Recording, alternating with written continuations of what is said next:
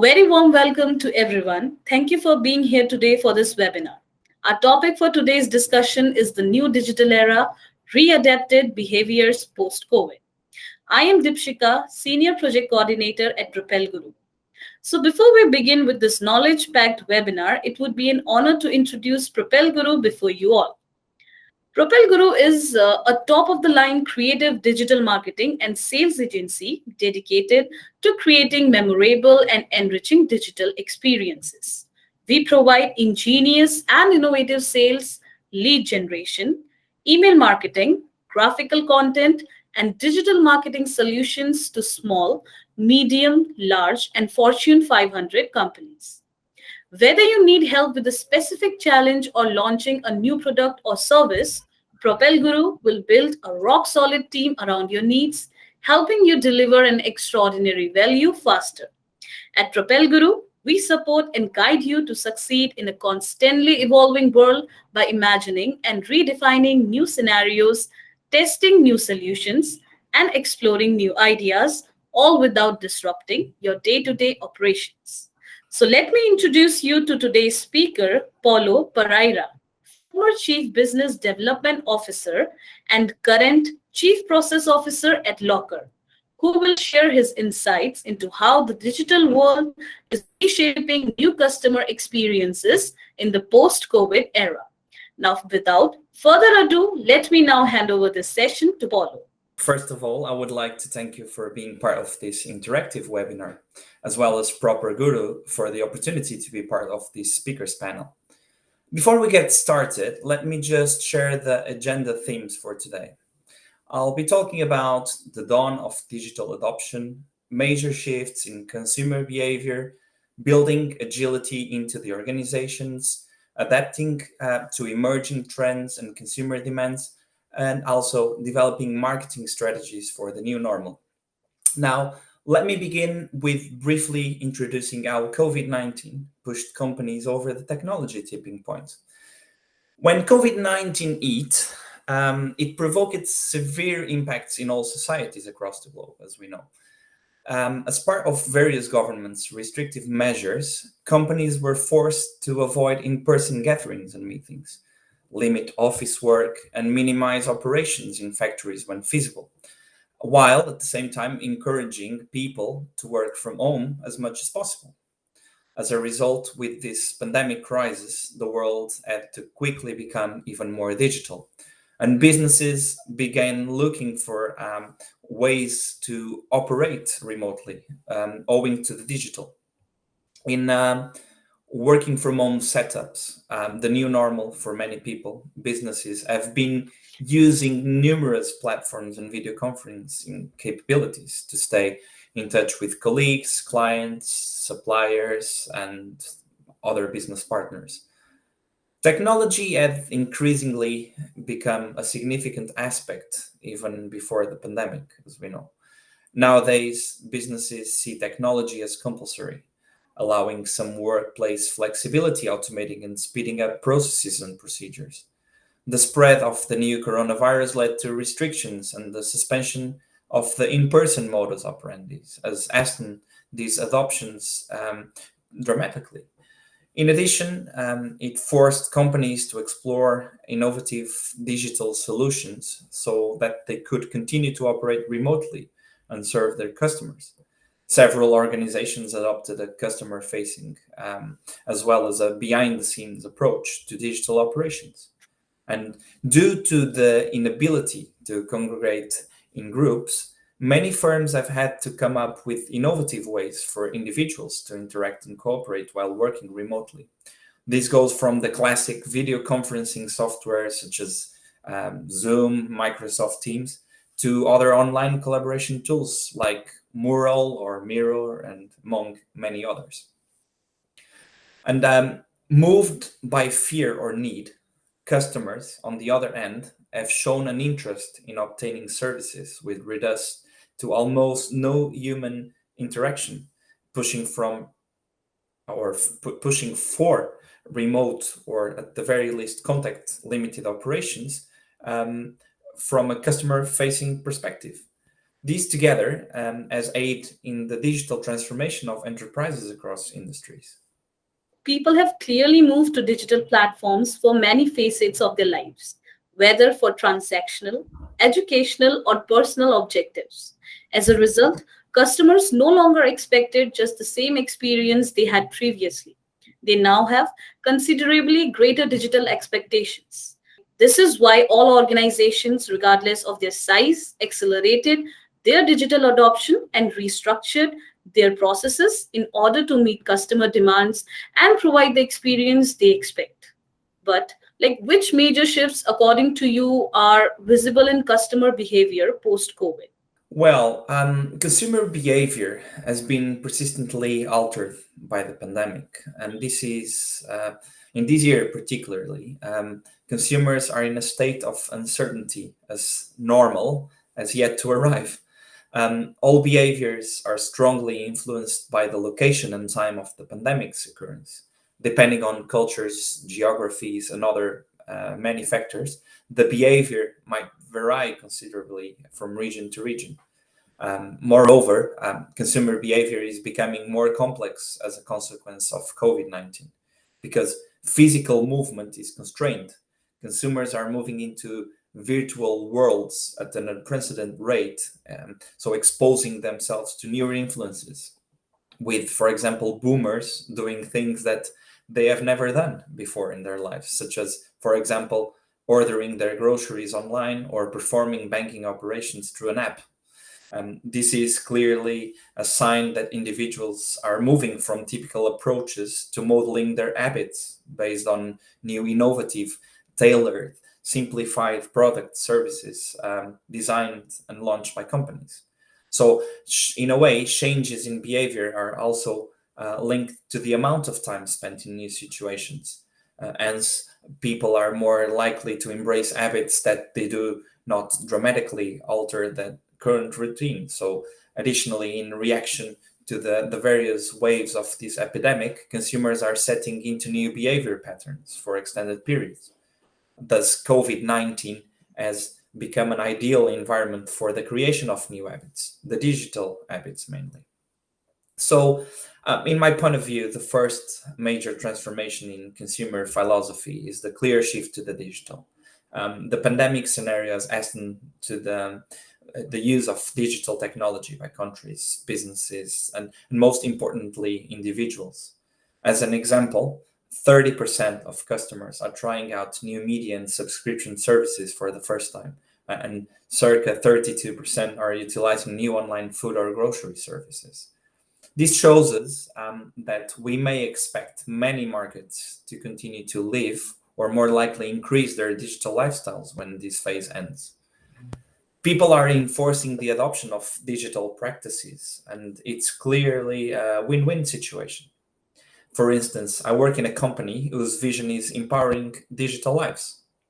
Amongst various solutions that we have, Locker allows customers to open bank accounts remotely anytime, anywhere, as long as they have an internet connection, of course. I believe this is something that was almost unthinkable a few years ago, especially for older people.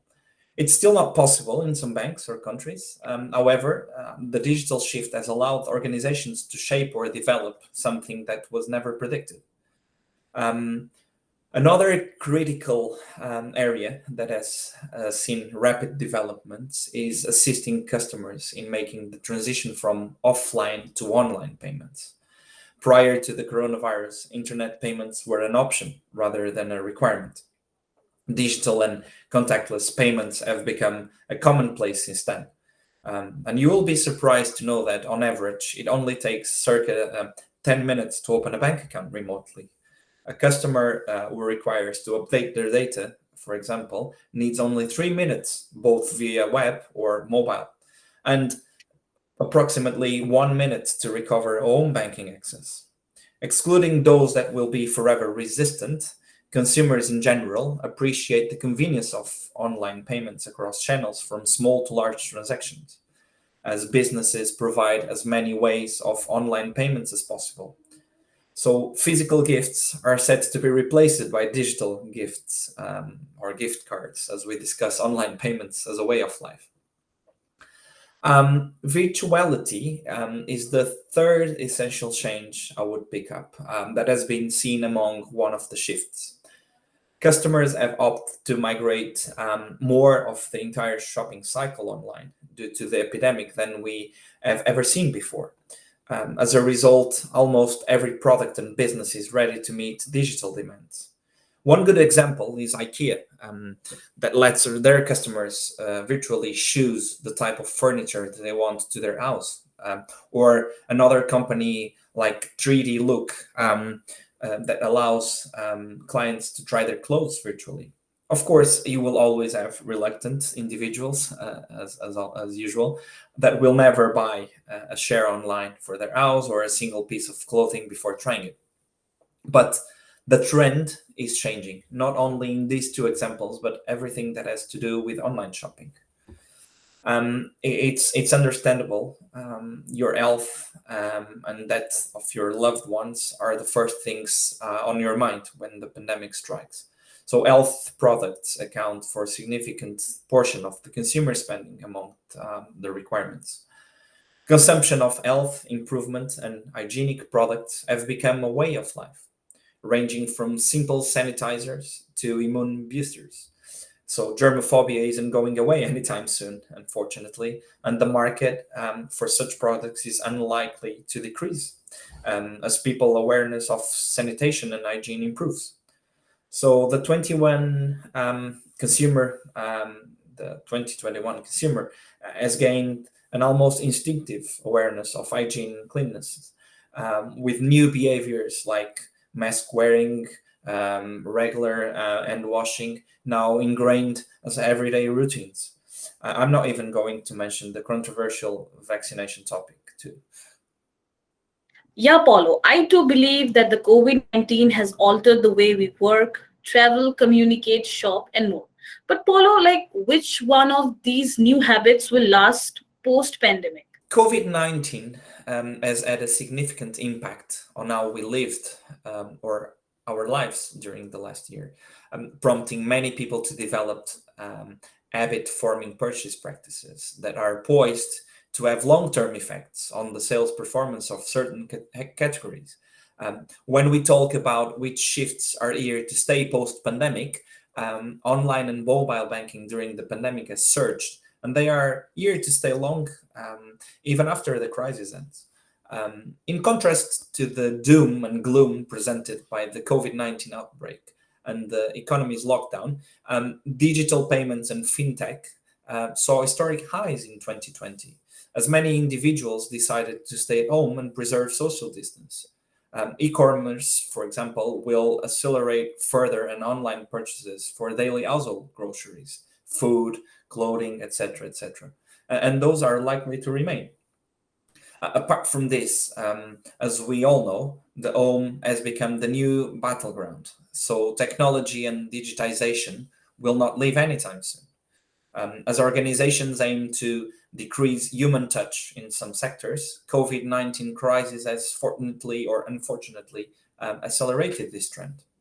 Um, Companies can only profit from online businesses if virtual reality or virtuality can handle the client interface. This is most viable for regular everyday exchanges right now.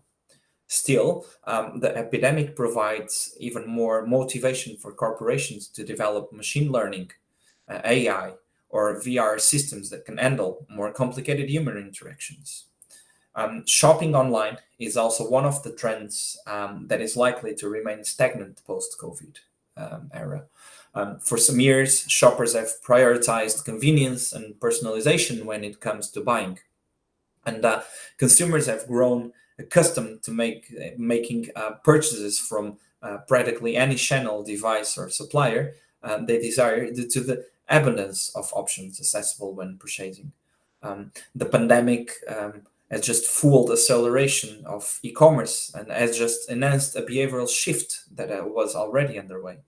Um, Therefore, consumer behavior is unlikely to return to pre-pandemic levels, but rather will evolve into a new normal based on convenience, flexibility, and personalization as well, all of which may be achieved through e-commerce.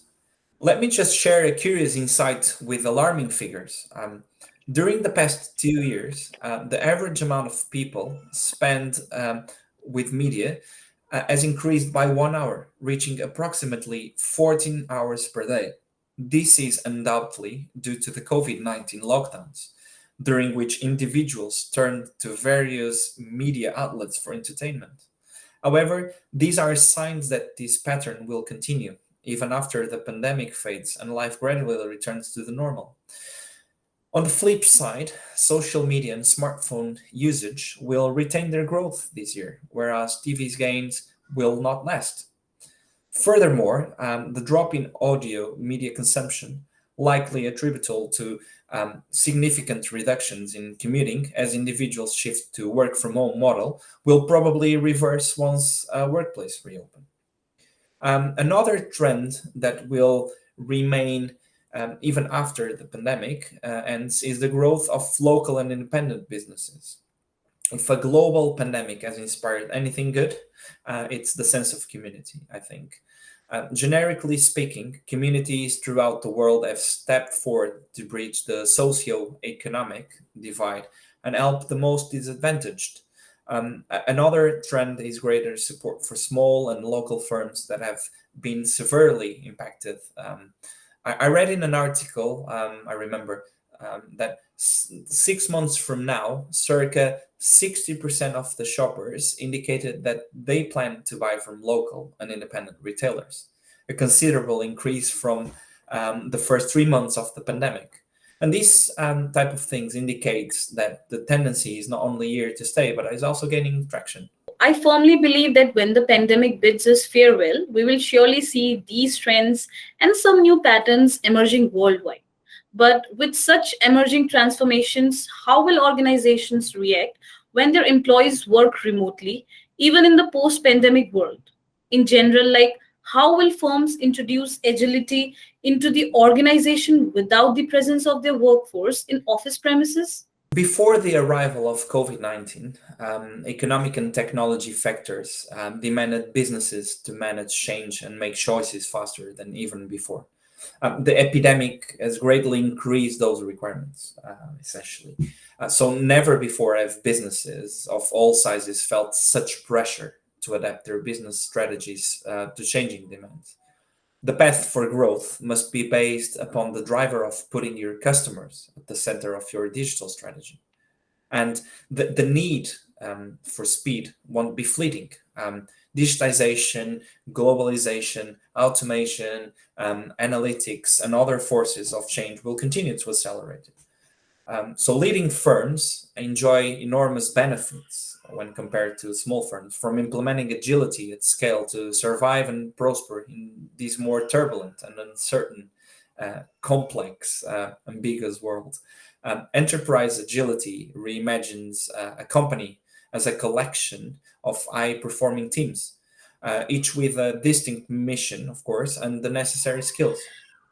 In the early days of agility, these teams were often referred to as squads and composed of developers, testers, data analytics, customer journey specialists, UI UX designers, and others, and had the most impact in the digital corners of businesses.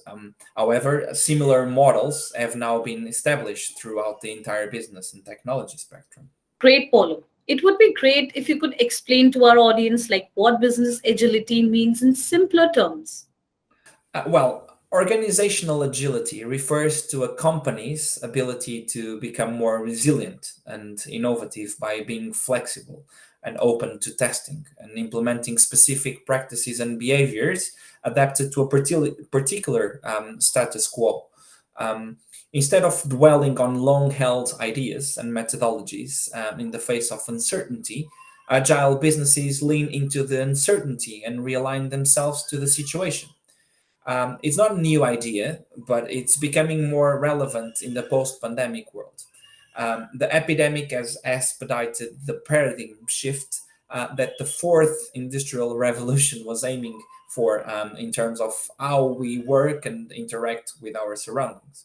So, when it comes to hiring people, for example, Organizations must keep in mind that developing an agile workforce capable of carrying out the ideas of business executives will be vital to the organization's survival. Ensuring that your firm has the correct human capital accessible when it's ready to grow, again, for example, should be your key to the long term success. To rise as a leader in the race, companies can regularly conduct crisis and scenario simulations with key decision makers from different departments with different roles. Scenario planning assists executives in planning for disruption and anticipating what organizations will require in the future to survive and prosper. Instead of specific skill sets, organizations must hire for mindsets such as adaptability. That's very important. Um, these might need reconsidering established job specs, which may also boost diversity. And furthermore, it's essential to create training or rotating programs for the employees to gain new skills so everyone can be dependable and adaptable. And this could improve firms' ability to redeploy employees based on business requirements and employee interests, but more importantly, to be able to react almost immediately to consumers' demands. And keeping in mind that the current scenario, making mental health, wellness, diversity, inclusion, and equality as a priority, will allow organizations to bridge the gap between being agile and having an inclusive culture and diverse workforce. As organizations look to the post pandemic future, many are planning a hybrid virtual model that combines remote work with time in the office, a balanced scenario for many employees. However, corporations are not the only ones who must be agile. Employees should also be agile and be allowed to switch roles and step in where they are most required. Um, if agility is crucial for companies in these difficult circumstances, then talent, flexibility will be essential in achieving it. Excellent problem solving ability, empathy, communication skills are currently in high demand. Employers are also looking for workers with digital expertise, and previous to the epidemic, training and development were already essential components of HR plans. The breadth of potential challenges emphasizes the urgent need for executives to engage all stakeholders and prioritize societal growth in their plans. Um, Change and upheaval will be the norm in the future. This means leaders who put the building blocks of agility in place will be in the best position to succeed. As we are now well aware of different emerging trends and patterns, so how can one adapt and reshape their marketing strategy to meet the sharp shifts in the customer behavior? Even if the pandemic's duration is unknown, you must handle the challenges that your consumers face today while preparing for future stabilization and customer growth. It's difficult enough to rethink your customer strategy when consumer behavior is steady and predictable. It's far more difficult when the way we live, eat, shop is drastically changing. These are the most recent modifications. However, we know that the pandemic is prompting a rethinking of values, habits, and consumption patterns, and that many of them won't change. So, by examining these concerns and determining essential priorities for each, the first stage is to create a customer strategy with an action plan.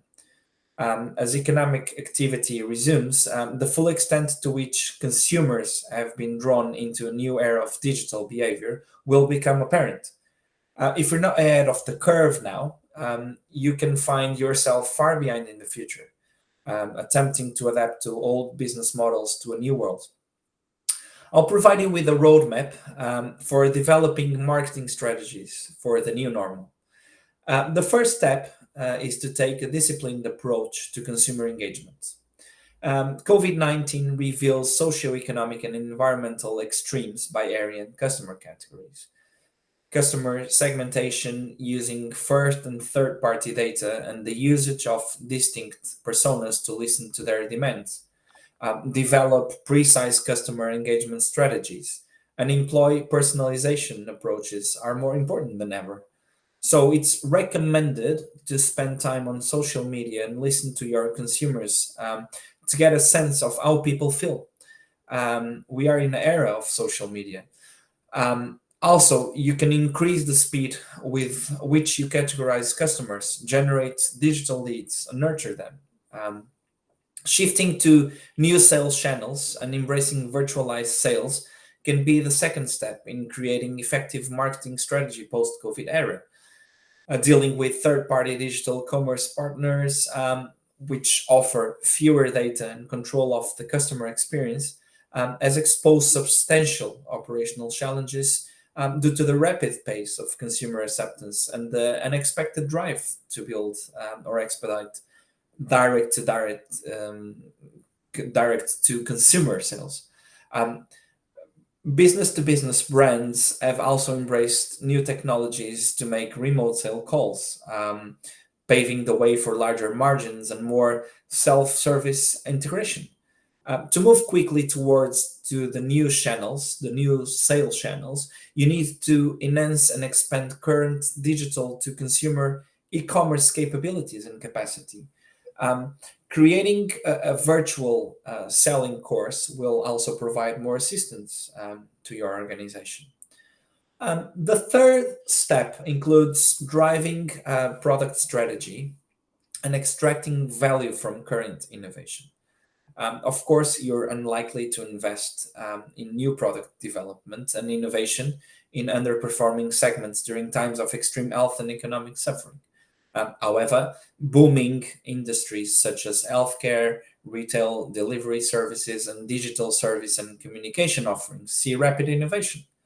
Thus, COVID 19 stimulates actions and crucial tactics to extract value from existing portfolios, from bundling and unbundling packages to pricing models and value propositions per customer segment.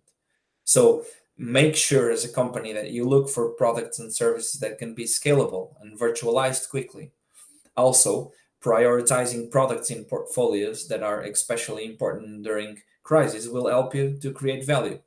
Um, for instance, that's the phase we're in Locker right now, with a major focus on expanding internationally by delivering predefined scalable solutions or journeys, as we call it. The fourth step involved in the strategy is to make digital journeys and new ways to engage and experience a top priority. Because of the pandemic's severity, business have turned their shift to digital first or digital only client journeys. Given the potential for a slow economic recovery, this could be an opportunity for growth and cost reduction.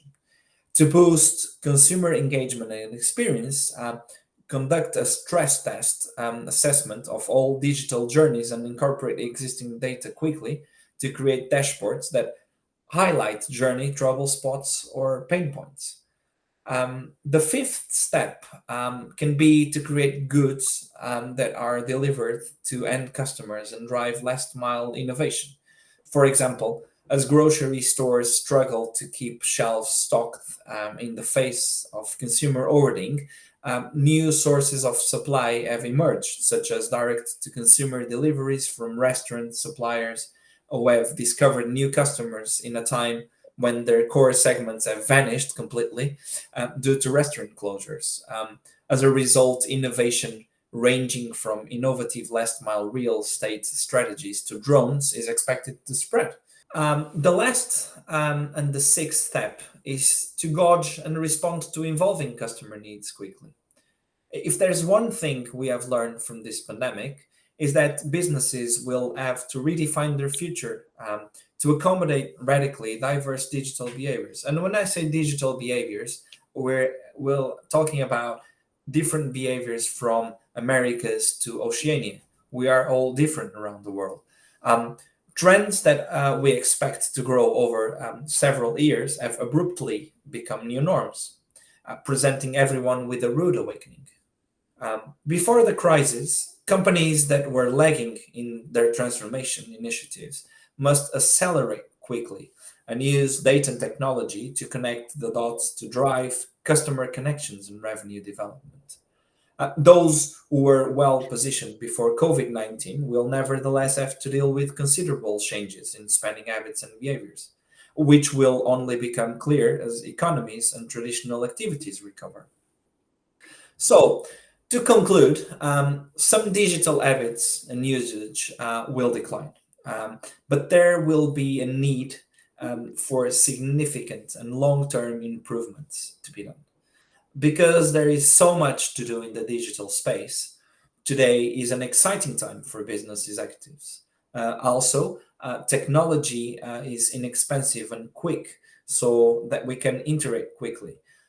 Regardless of how demanding they are, we can always test with clients for feedback, innovate, and bring out the kind of features that enable a more effective, intelligent digital experience. So you can set yourself apart from those using business as usual pre pandemic techniques if you grasp your role in the new landscape. So now is the moment to take action. Many of abrupt changes in behavior, both business to business and business to consumer, won't go away. If you don't follow the new mandate to think and act differently, you may find yourself fighting to keep up. This is great, Paulo. Like with this interactive discussion, I hope our audience understands that any and every firm now has a considerably higher bar. Thus, it must compete digitally on a global scale, not just locally. Also, I believe that businesses will have a chance to keep a portion of those lucrative internet customers even after this pandemic event if they create a revamped digital presence. So we hope you would have gained a proper insight into the digital new era and readapted consumer behaviors post COVID. That's all for today's webinar. It was a complete pleasure being with each of you today. Thanks again for joining us in today's discussion, and we look forward to seeing you next time with our amazing upcoming webinar. And if you have any questions related to this webinar, please feel free to connect via email, and further details are given below in the description. Also, if some of you have missed out on something, then don't worry. Soon we will be uploading this webinar on our YouTube channel along with the description. Till then, bye everyone, stay safe and stay healthy.